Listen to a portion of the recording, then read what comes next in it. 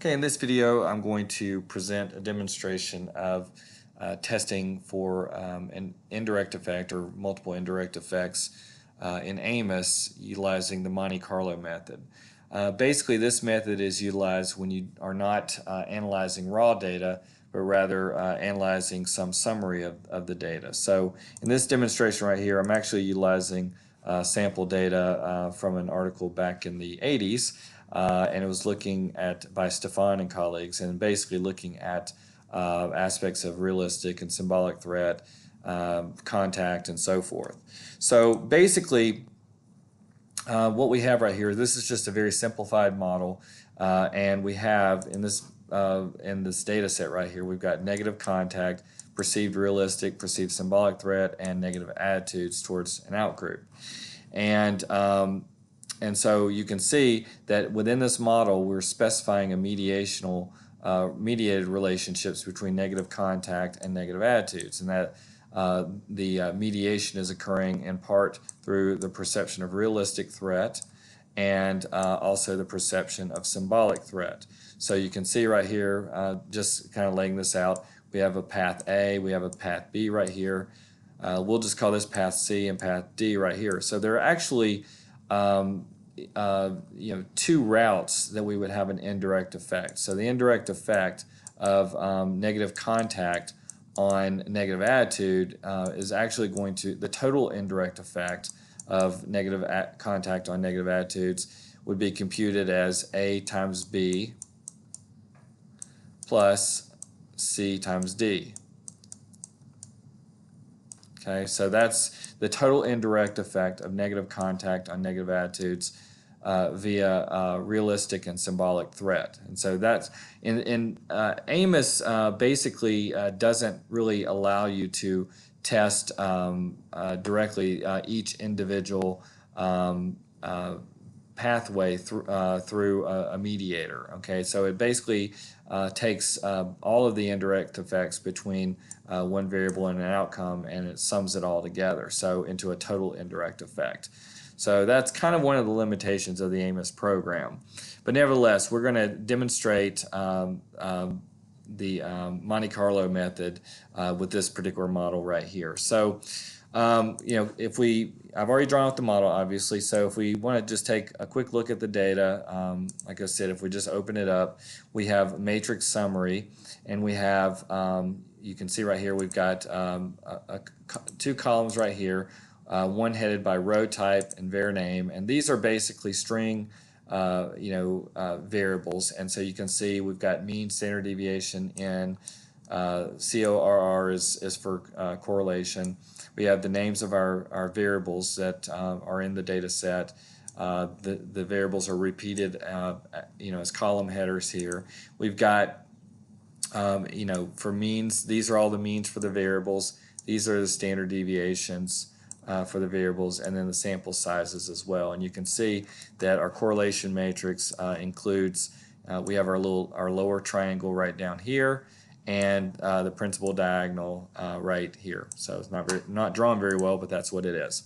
So also, if you're going to put data into this kind of format, make sure that you've spelled everything correctly. And notice that standard deviation is just basically STDDEV, so don't forget the spelling on that. So we're going to analyze the data using that particular data set there, and so in laying this out to perform our analysis, we're going to go to analysis properties. It's already set up for underestimation for maximum likelihood. I'm going to go to output, and I've selected a lot of the usual things like standardized estimates, squared multiple correlations.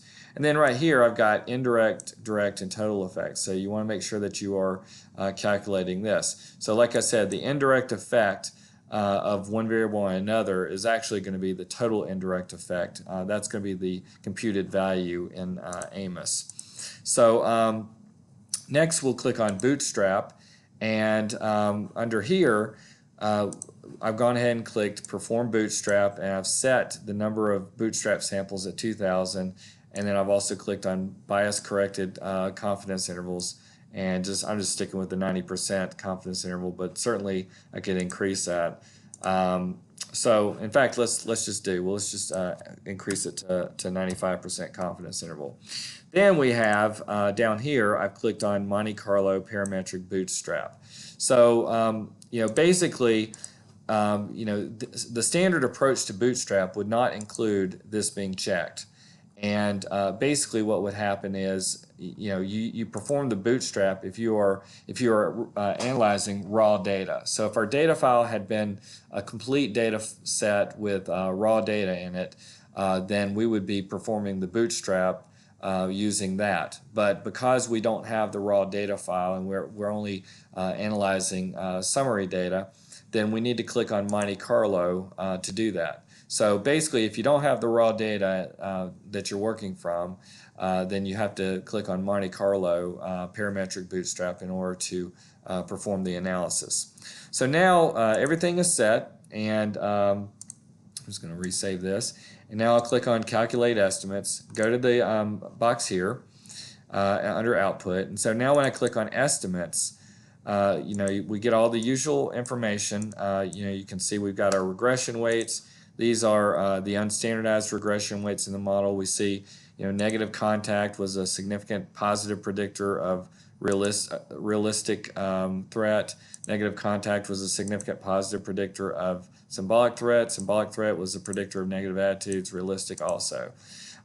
So when we look at the regression weights, we see that really, based on the strongest prediction in the model, or the strongest path coefficient, is reflected in the symbolic to negative attitudes path, and then we also have negative contact to symbolic. So those are kind of the two strongest relationships observed in the model. So now let's go and look at, we're going to click under matrices and go down to indirect effects. So the indirect effect, and like I said, this is the total indirect effect. In this case, there's only one antecedent variable where we're totaling the indirect effect, and that is the relationship between negative contact and negative attitude. So that's why we have a value here and zeros with respect to all of the other relationships in the model. So the total indirect effect of negative contact on negative attitudes is 0.31692. And if we wanted to look at this in terms of standardized estimates, we could certainly do that by clicking down here, and that's, this is the standardized indirect effect.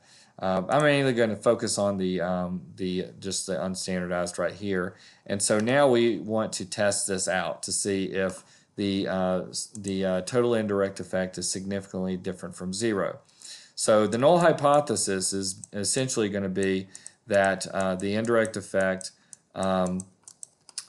is essentially zero, and the alternative hypothesis is that the indirect effect is not equal to zero. So that's essentially what we're working with. So what we'll do is we'll go down here, click on confidence intervals, and now you can see that we get, first of all, we had specified a 95% confidence interval. So these are, what we have right here are the lower bound and the upper bound of our 95% confidence interval. So this is the lower bound of the confidence interval for the relationship between negative contact and negative attitudes. And then we also have the upper bound for this relationship as well. And so this is the upper bound that we have here. So essentially the 95% confidence interval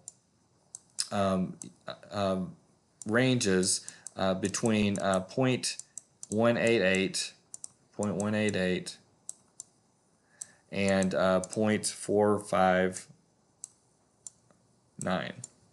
So that's the 95% confidence interval. And so if we use our null hypothesis of zero for the indirect effect, generally if the indirect effect, if zero falls between the lower and the upper bound, we would maintain the null and conclude that the indirect effect is zero within the population, or make that inference. If zero falls outside of the 95% confidence interval, then we will infer that the population indirect effect is non-zero.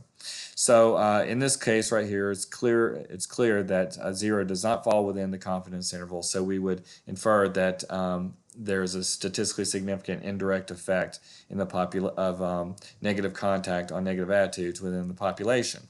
Another option, if you don't want to go the confidence interval route, is that we do have p-values that are printed out here. We have a p-value printed out for the negative contact, negative attitudes relationship. So the p-value is 0.001. So, basically, both ways is just telling us the same thing, that we have a statistically significant indirect effect of negative attitudes on, or excuse me, negative contact on negative attitudes. So that pretty well concludes this demonstration, and I hope you found this useful.